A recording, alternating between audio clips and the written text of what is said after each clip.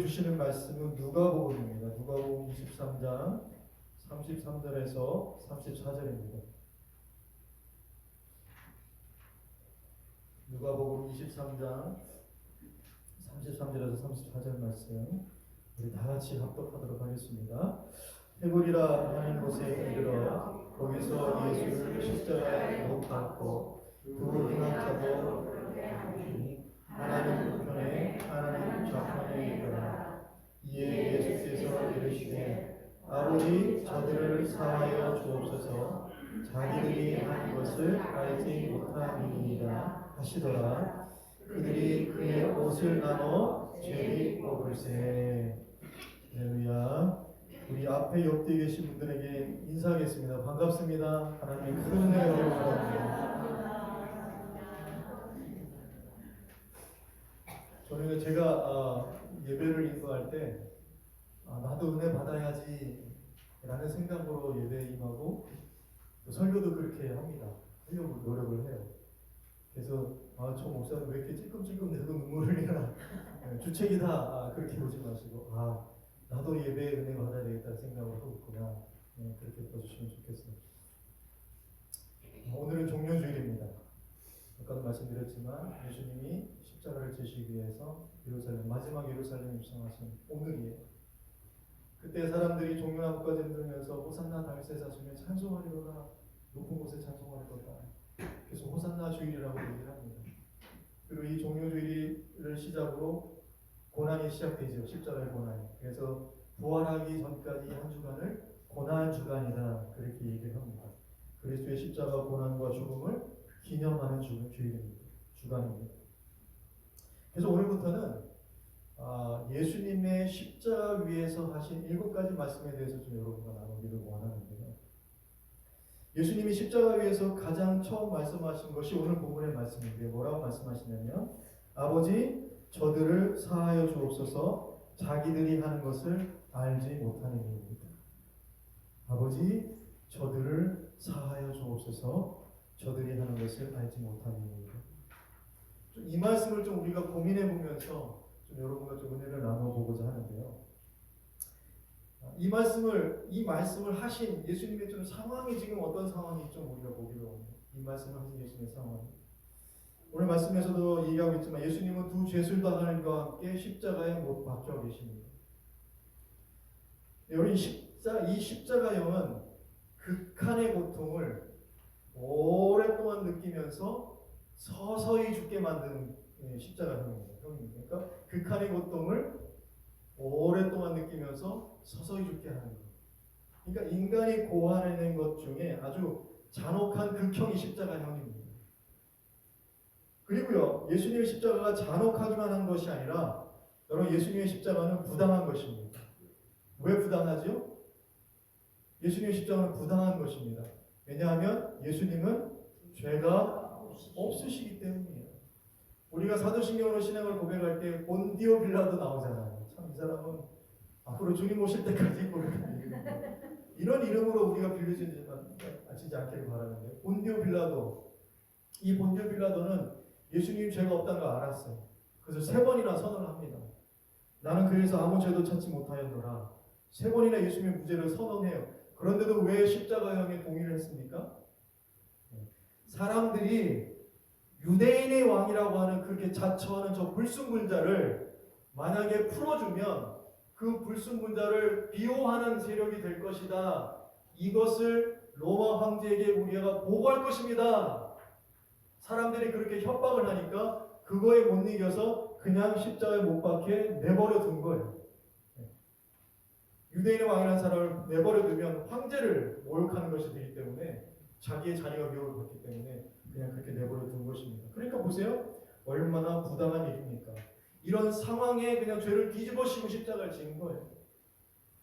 그래서 우리가 매주 고백하는 신앙 고백은 본디오 빌라도에게 고난을 받으사 십자가에 못 박혀 죽으시고잖아요.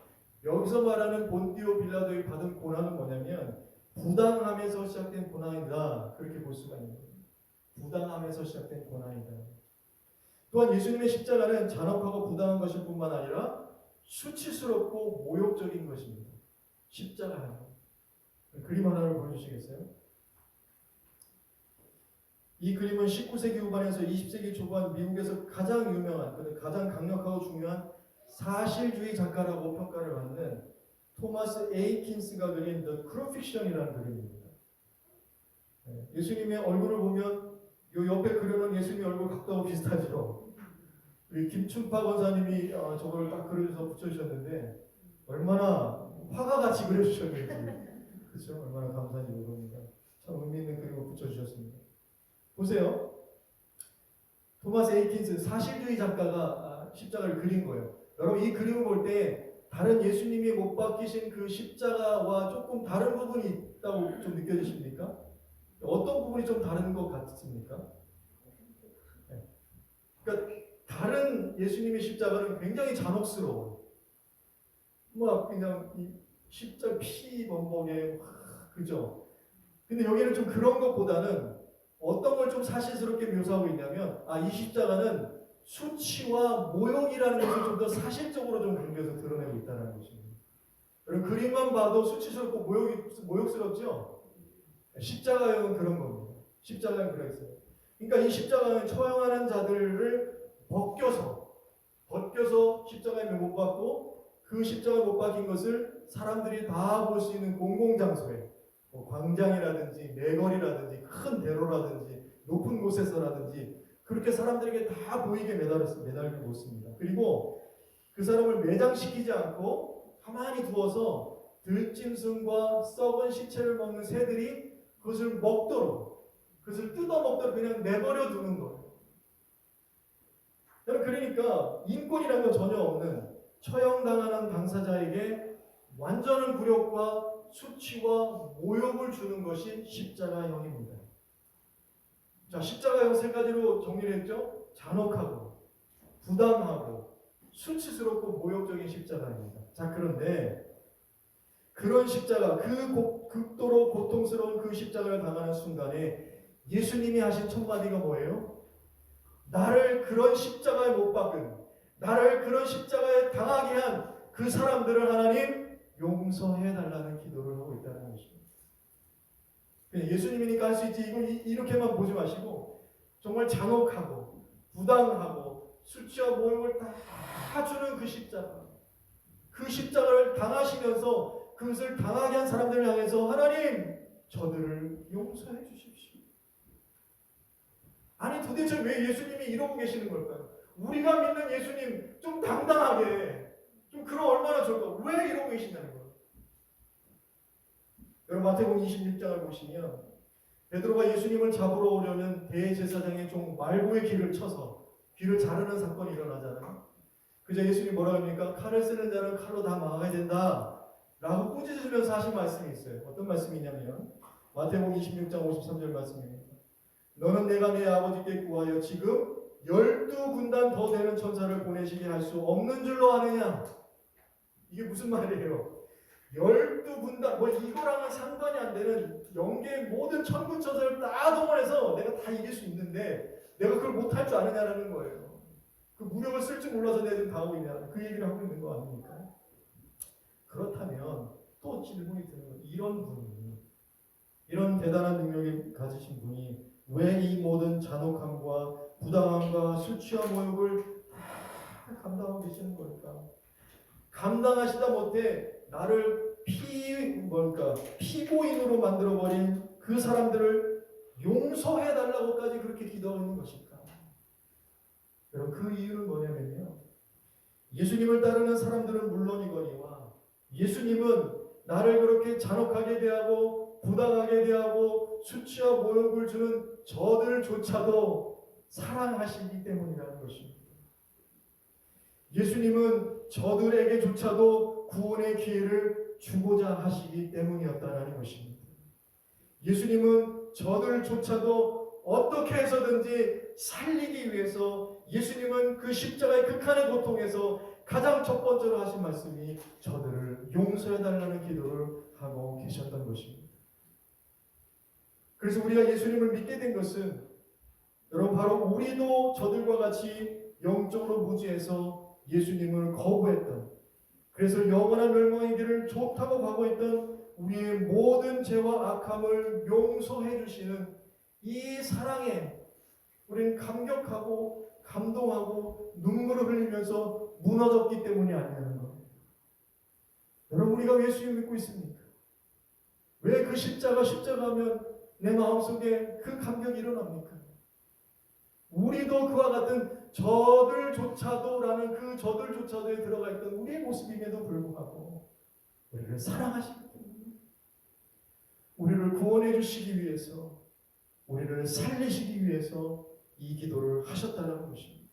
사랑하는 성도 여러분, 이 종료주일 아침, 이 예배 가운데 이 은혜가 우리 삶에서 다시 한번 회복되어지기를 축복합니다. 예수님의 사랑, 그 구원의 은혜. 여러분, 질문 하나 할게요. 구약에서 죄의 용서, 속죄의 최종 권위는 어디에서 나옵니까? 구약의 개념에서 볼 때.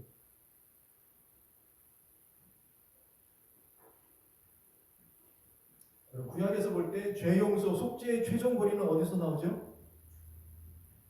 네. 성막, 성전에서 그 최종 권위가 나옵니다. 그렇죠? 그래서 그 성막에서 제사도 드리고, 그렇죠? 번제도 드리고 그렇게 하는 거잖아요. 구약의 개념에서 볼 때에. 그리고 성소를 보면 성소와 지성소로 나눠지죠. 1년에 한 번 대제사장이 지성소로 들어갑니다. 대속죄일에 지성소로 들어갈 때 그 대제사장은 왜 거기에 들어갑니까? 구경하러 들어가는 건 아니죠. 왜 들어가죠? 네. 이스라엘의 모든 죄를 그 지성소 안에서 해결받기 위해서 들어가는 거예요. 그렇죠? 자, 그렇다면 유대인의 개념에서 하나님의 죄 용서는 성전을 중심으로 한 제사장들의 고유 권한이라고 볼 수 있습니다. 하나님의 죄 용서는, 그렇죠? 그 지성소는 하나님의 백성들의 모든 죄를 사하게 되는 아주 고유의 영역인 거예요. 그 고유에 들어간 대제사장, 그러니까 유대인의 개념에서 하나님의 죄 용서는 성전을 중심으로 한 제사장들의 권위인 거예요. 거기에서 나오는 거예요. 그렇죠? 그 성전이 예수님 시대에도 있었잖아요. 그런데 그때 예수님이 뭐라고 하시습니까? 성전도 아닌 예수님이고 또 제사장도 아닌 예수님이 뭐라고 얘기하는가? 여러분, 친구들이 지붕을 뜯으면서까지 살리겠다는 그 중풍병자를 일으키실 때 예수님이 뭐라고 말씀하시는지 보십시오. 마가복음 2장 5절과 10절입니다. 예수께서 그들의 믿음을 보시고 중풍병자에게 이르시되 작은 자야 내 뭐를 받으라고요? 죄사함을 받았느니라 하시니 10절에요. 그러나 인자가 땅에서 죄를 사하는 권세가 있는 줄을 너희가 알게 하였다. 아니, 어떻게 죄를 사한다고 얘기를 하나? 그러니까 예수님이 내가 죄 사하는 권세가 있는 것을 알게 하기 위해서 지금 얘기를 한다고 이렇게 말씀하셨다는 거예요. 뿐만 아니라 바리새인 시몬의 집에 초청을 받아서 예수님이 들어갔는데 그 들어간 곳에 갑자기 죄된 인생을 살던 한 여인이 막 들어와가지고 예수님 발 앞에 엎드려서 눈물을 흘리고 머리털로 그 발을 닦고 그리고 입술에 그 발에 입술을 맞추고 향유를 부으면서 그 예수님을 그렇게 대하던 그 여인을, 예수님이 그 여인에 대해서 뭐라고 말씀하십니까? 이름으로 내가 내게 말하노니 그의 많은 죄가 사하여졌도다. 이는 그의 사랑함이 많음이라. 사함을 받은 일이 적은 자는 적게 사랑하느니라. 이에 아버지에게 이르되 내 죄 사함을 받았느니라. 이렇게 말씀하고 있습니다. 자, 보세요. 구약의 개념에서는 속죄, 하나님의 용서, 그것의 최종 권위는 성전을 중심으로 한 제사장에게서 나옵니다. 근데 예수님이 이 땅에 오셔서 이것을 어디로 옮기세요? 바로 예수님에게로 옮겨지고 있는 것입니다. 죄사함의 최종 권세는, 최종 권위는 그러면 누구에게서 나오는 거예요? 오직 예수님에게서만 나오는 것입니다. 이것을 깨닫고 믿게 하시려고 예수님이 십자가 지시기 공생일 하신 동안은 계속 말씀하셨지만 이것을 깨닫고 믿게 하시려고 그 십자가를 지시는 그 순간 가장 첫 번째 하신 말씀도 바로 이들을 용서해 주십시오라는 죄사함의 기도였다라는 것입니다. 여러분, 생각해 보세요. 예수님은 극한의 고통에서도 가장 먼저 떠올렸던 것은 저들을 사랑하는 생각이었다라는 것입니다. 그것도 사랑할 만한 사람이 아니라 나에게 잔혹함을 그리고 부당함을 모욕과 수치를 주는 저들을 사랑하는 생각을 가장 먼저 하셨다라는 거예요. 이 저항할 수 없는 불광력적인 은혜가 저와 여러분의 것이 되기를 축복합니다. 저와 여러분의 것이 되는 거예요. 그러니까요, 그리스도의 몸된 교회에 나와서 우리가 앉아있는 이 예배의 자리에서 우리가 가장 먼저 누려야 될 것이 무엇인가? 바로 이 십자가 아래에서 죄사함의 은혜를 가장 먼저 누려야 되는 것입니다. 여러분이 예배의 자리에 나올 때마다, 여러분이 예수 그리스도의 말씀 앞에 나올 때마다, 그 십자가 나올 때마다 이 죄사함의 은혜를 누리기 위해서 나오게 되기를 축복합니다. 자, 그렇다면 또 질문을 해볼게요. 이렇게 예수님이 십자가에서 처음으로 한 이 예수님의 기도를 하나님이 들어주셨을까요? 안 들어주셨을까요? 너무나 초등학생 같은 질문이에요. 예수님의 이 기도를 하나님이 들어주셨을까? 안 들어주셨을까요? 말씀 하나를 봅니다. 누가복음 23장 47절에서 48절인데요. 백부장이 그 된 일을 보고 하나님께 영광을 돌려 이르되 이 사람은 정령 의인이었도다 하고 이를 구경하러 모인 무리도 그 된 일을 보고 다 가슴을 치며 돌아갔다. 이렇게 얘기하고 있어요. 여러분, 예수님께서 십자가에서 죽으심을 당하신 후에 예루살렘에서 일어난 회심 중에 이것이 이 직접적인 예수님의 기도로 얼마나 일어났는지는 정확하게 알 수는 없지만 여러분, 이 말씀을 본다면 이 예수님의 십자가에서 첫 번째 하신 이 기도는 응답되고 있었다라는 것입니다. 그 자리에 있던 백부장이 예수님을 의인이라고 고백했고 예수님의 죽으심을 구경하러 모이는 사람들 중에 그 된 일을 보고 다 가슴을 치며 돌아갔던 사람들 중에 이 예수님의 기도의 응답의 반응으로 그 가슴을 치며 회개하는 사람들도 있지는 않았겠냐라는 거예요. 그리고 더 가까이는 그 십자가상에서 강도였던 한 강도는 낙원을 약속받는 일이 일어나지 않았냐라는 것입니다. 그리고 오순절 성령 강림 사건 때 회심한 3,000명의 그 사람들 중에 바로 예수님을 핍박하는 이 자리에 있었던 사람들도 있지는 않았겠냐라는 것입니다. 구경하러 보이는 사람들 중에. 그렇죠. 있지는 않았겠냐는 것. 자, 그렇다면 우리가 생각해 볼 수 있는 것은 예수님이 십자가에서 첫 번째로 기도하신 이 저들을 용서해달라는 용서의 기도는 직접적으로 그 당시에 응답이 되고 있었다라는 것입니다. 그리고 그 용서의 기도는 간접적으로 흘러서 오늘 저와 여러분에게도 응답된 기도인 줄 믿습니다. 얼마나 감사합니까? 어떤 악한 죄라도 회개하고 그리스도를 믿고자 하면 이 기도는 지금도 여전히 응답되고 있는 줄 믿습니다. 이 은혜가 회복되기를 축복합니다. 자, 그런데 참 십자가의 이 용서의 기도 여기서만 끝나면 너무 은혜가 되는데 여기서 끝나지 않는다는 거예요. 여기서 끝나지 않는다는 거예요. 이 죄사함의 권세는 조금 더 깊이 그 의미로 확장하는데요. 이 말씀을 한번 보십시오. 요한복음 20장 21절 23절인데 예수께서 또 이르시되 너희에게 평강이 있을지어다 아버지께서 나를 보내신 것 같이 나도 너희를 보내노라. 이 말씀을 하시고 그들을 향하사 숨을 내쉬며 이르시되 성령을 받으라. 자, 그러고 뭐라고 말씀하십니까? 너희가 누구의 죄든지 사하면 사하질 것이요 누구의 죄든지 그대로 두면 그대로 있으리라. 이렇게 얘기하고 있습니다. 예수님이 제자들에게 처음 나타나셔서 그 부활의 증거를 보여주시면서 평강하라 하셨지만 또 평강하라 말씀하시면서 그들에게 말씀하신 것이 죄사함의 권세를 주고 계셨다는 것입니다. 여러분, 죄를 사하는 능력은 하나님의 것입니다. 인간이 죄사함을 받으려면 하나님께 용서를 구해야 됩니다. 그 모든 권세를 다 맡겨주신 예수님의 십자가 앞에 엎드려야 용서받을 수 있습니다. 자, 그런데 오늘 말씀 보면 그 죄의 권세, 구약의 개념에서 성전에서 최종 권위가 나왔던 하나님의 죄 용서의 권세가 예수님에게로 옮겨졌을 뿐만 아니라 그 죄사함의 권세가 누구에게도 옮겨지고 있는 거예요? 별로 인정하고 싶지 않으시죠? 성전에서의 최종의 죄사함의 권세가 예수님에게로 옮겨졌을 뿐만 아니라 그 권세가 예수님의 제자들, 즉 주의 몸된 교회 성도들에게도 전가되고 있다는 얘기입니다. 자, 그렇다면 오늘 저와 여러분에게도 누구의 죄든 사할 수 있는 권세가 있는 겁니까? 없는 겁니까? 있어요.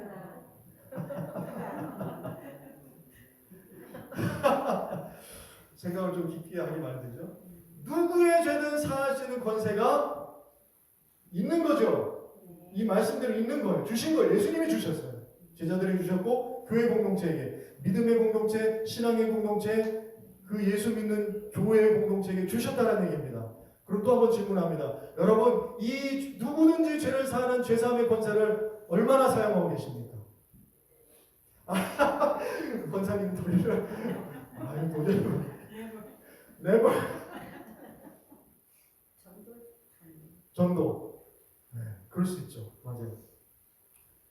자, 그런데 이 질문에 우리가 답하기 전에 한번 깊게 생각해 볼 게 있는데, 그건 뭐냐면, 예수님이 이제는 교회와 제자들에게 죄사함의 권세를 주셨다는 것을 우리가 좀 잘못 이해하는 경향이 있다는 거예요. 그게 뭐냐면, 예수님이 제자들에게 또 교회 성도들에게 죄사함의 권세를 주셨다는 것을 내가 다른 사람을 용서할 수 있는 권세를 주셨다라고 생각한다는 거예요. 이게 무슨 말이지? 잘 들어보세요. 내가 다른 사람을 그러니까 내가 너를 용서해 줄게 라는 권세를 생각한다는 거예요. 그러니까 너 나한테 잘 보여야 돼. 그러니까 너 나한테 잘못한 거 있으면 사과해야 돼. 그러니까 내가 용서해 주니까 이 용서를 계속 유지하기 위해서는 너 나한테 잘 보여야 돼. 내가 용서해 줄게 라고 그렇게 생각을 한다는 거예요. 여러분, 이 오해의 가장 극명한 것이 중세 때 뭐로 나타납니까? 면죄부로 나타나는 거예요. 너 나한테 잘 바쳐. 교회에 잘 바쳐. 나한테 잘 보여. 나 사자들 잘 보여. 교회에 잘 보여. 돈 많이 내. 그러면 용서해 줄게. 이렇게 되는 거예요. 내가 용서해 줄게. 내가 용서해 줄게. 그런데요. 잘 보세요. 예수님이 십자가에서 하신 용서가 어떤 것인지를 우리가 다시 새겨본다면, 예수 믿는 자들에게 주신 이 죄사함의 권세는 예수님과 같이 십자가를 지고 상대방을 위해서 피를 흘리며 죽는 권세인 것입니다. 동의가 잘 안 되시죠? 잘 보세요. 잘 보세요. 못하죠. 그런데 보세요. 성경의 원리는, 이거 우리가 하고 못하고를 떠나서 성경의 원리는, 성경의 은혜는 뭐냐면, 우리에게 주신 죄사함의 권세는 예수님과 같이 십자가를 지고 상대방을 위하여 피를 흘리며 내가 죽는 권세입니다. 내가 죽는 권세예요. 내가 죽는 권세예요. 그러니까 예수 믿는 자들이 주시는 죄사함의 권세는 내가 죽는 권세인 것입니다. 이렇게는 생각을 안 하잖아요. 이 차이가 굉장한 차이를 만들어내는데, 그러니까 오해하지 마십시오. 여러분, 용서를 구하고 사과하고 잘못하는 것, 이게 잘못됐다는 게 아니에요. 사과할 건 사과하고 사과받고 용서해 줄게 용서하고, 이게 잘못됐다는 게 아니에요. 그러니까 죄사함의 권세를 주셨다는 거를 그냥 요것만으로만 이해하는 데는 이 말씀을 우리는 잘못 이해하고 있다는 거예요. 이것도 필요하지만 더 중요한 것은 내가 그를 위해서 십자가에 못 박는 내가 죽는 것이 죄를 사하는 권세라는 것입니다.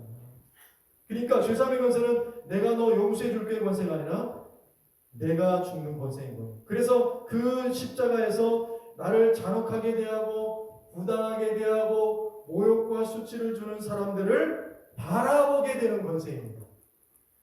그 십자가에서 그들을 바라보는 권세. 그리고 그 사람들 이전에 나를 살리기 위해서 이렇게까지 십자가를 지신 예수님의 사랑과 그 은혜 때문에 그 사람들을 불쌍히 여겨달라고 기도할 수 있는 권세와 능력인 것입니다. 그게 예수님이 교회와 제자들에게 주신 죄 사함의 권세인 것입니다. 여러분 동의가 되십니까? 그러니까요, 용서의 근본적인 주체는 바뀌었습니까? 안 바뀌었습니까? 안 바뀐 거예요. 용서의 근본적인 주체는 여전히 예수님이십니다. 성전에서 예수님이 바뀌었고 그 예수님 우리를 권세를 주셨다고 해서 예수님에게서 주체가 완전히 바뀐 게 아니에요. 여전히 예수님이 주체가 되십니다. 그러니까요, 죄사함의 권세를 주신다는 것은 용서의 주체가 바뀌었다는 말이 아니라 그 용서의 주체를 증거하는 은혜의 증인이 되라는 말인 것입니다. 그 용서의 주체를 증거하는 은혜의 증인이 되라는 거예요. 그게 바로 예수님이 제자들에게 죄사함의 권세를 주셨다는 권세인 것입니다. 실험 한번 해볼까요? 실험 한번 해보겠습니다. 자, 첫 번째. 여러분이 생각할 때 내가 용서의 주체라고 생각을 하세요. 아, 내가 용서해. 내가 너를 용서해 줄게. 내가 용서의 주체예요. 자, 그 자체에 지금 좀 동화가 되셨죠? 그 시각으로 주변 사람들 한번 바라보세요. 내가 용서의 주체야. 한 번만 보세요. 내가 용서의 주체라 생각하고 옆 사람 한번 보세요. 어떤 생각이 드십니까? 아이고, 이 인간을 그냥.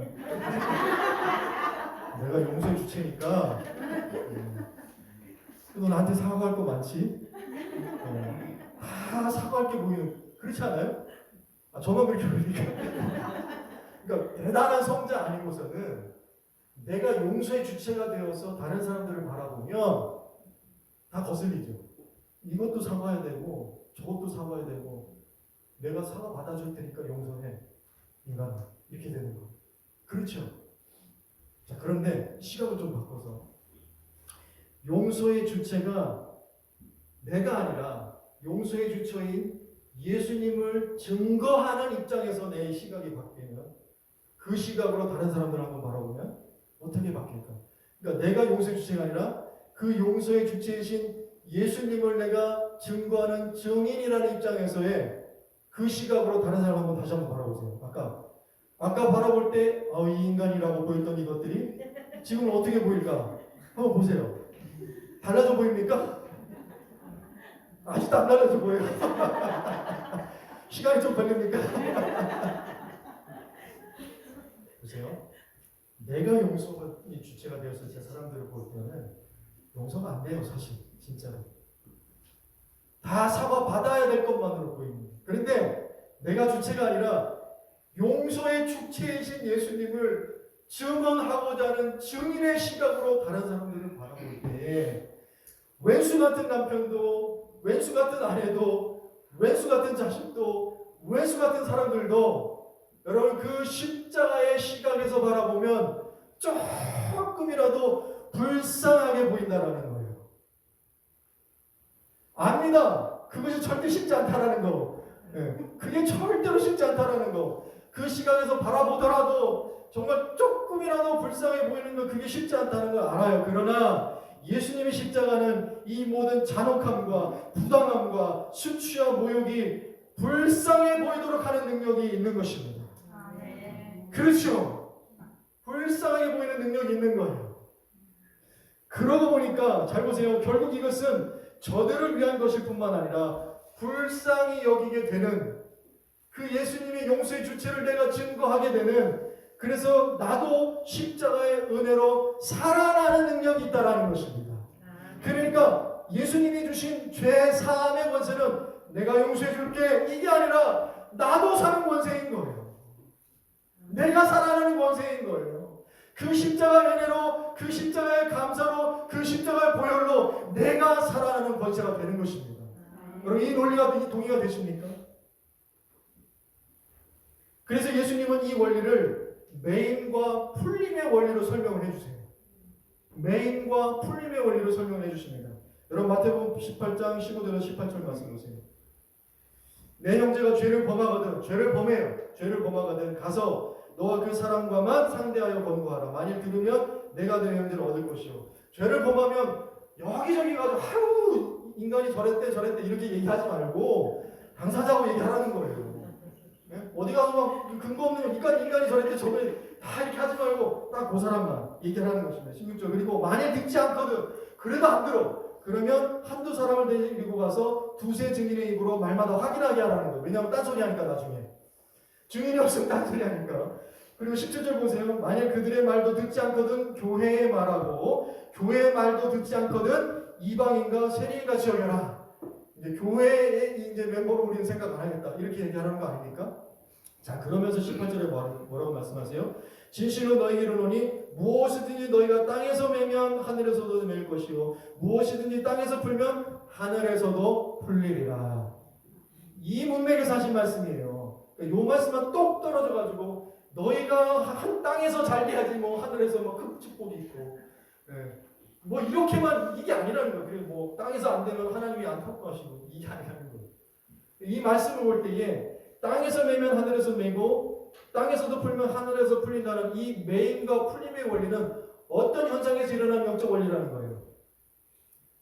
어떤 현상에서 일어나는 영적 원리라는 겁니까? 공동체 안에 죄가 있을 때에 그 죄를 대해서 어떻게 서로 상호간에 용서하고 또 받아들이는가, 그거에 따라서 일어나는 영적 현상이라는 것입니다. 그러니까 그 결과가 결국 100%다 좋은 결과로 막 화해 일어나고 화평 일어나고 막 다 웃음꽃이 피고 막 손잡고 어깨동무하고 끌어안고 그렇게 끝나지 않더라도, 그렇지 않더라도 우리 교회 공동체 안에 여러분 이 죄의 문제를 상호간에 어떻게 대하고 어떻게 용서하고 어떻게 사과하고 어떻게 받으느냐에 따라서 영적인 부흥의 현상이 달라진다는 거예요. 여러분 이 모습이 교회의 모습인 것입니다. 이 모습이 성도들의 예배의 모습이 되는 거예요. 한국의 어떤 교회 보니까 큰 교회입니다. 여러분 큰 교회 홈페이지를 보면 잘 꾸며놨잖아요. 근데 그 큰 교회 홈페이지들 중에 꾸미는 것 중에 가장 심혈을 기울여서 이렇게 만드는 그 창이 뭐냐면 새가족 창이잖아요. 그렇죠. 우리 교회 새로 오시는 분들이 우리 교회를 새가족을 어떻게 하는지 그걸 들어가서 볼 때 그 부분을 참 심혈을 기울여서 많이 만들잖아요. 근데 어떤 교회를 보니까요, 새가족 그 가족 아이콘에 딱 들어가니까 뭐라고 기록되냐 이렇게 되어 있습니다. 우리 교회는 큰 교회이지만 소란스럽지 않습니다. 성도들이 많지만 사람의 소리가 아니라 하나님의 음성으로 가득합니다. 이게 첫목에 나와 있어요. 이게 무슨 말입니까? 교회가 크고 사람이 많지만 우리는 싸우는 교회 아닙니다. 혹여나 문제가 있더라 우리는 용서가 있는 교회입니다. 이걸 가장 새가족들이 먼저 어필을 하더라고요. 참 씁쓸한 것은 한국교회 현실을 또한 대변해주고 있는 게 아닌가라는 생각도 들고, 이민교회의 현실을 대변해주고 있는 건 아닌가 생각이 들면서 좀 씁쓸하기도 했는데, 보세요.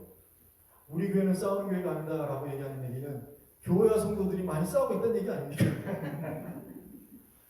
그러니까 그 큰 교회가 가장 새가족들에게 첫 번째, 우리 교회는 싸우는 교회 아니에요. 오해하지 마세요. 사람의 소리가 많이 나는 교회 아니에요. 이렇게 얘기하겠다는 거예요. 그러니까요, 여러분 우리 다음 교회 공동체도 매임의 역사보다는 풀림의 역사가 더 많이 일어나게 되기를 축복합니다.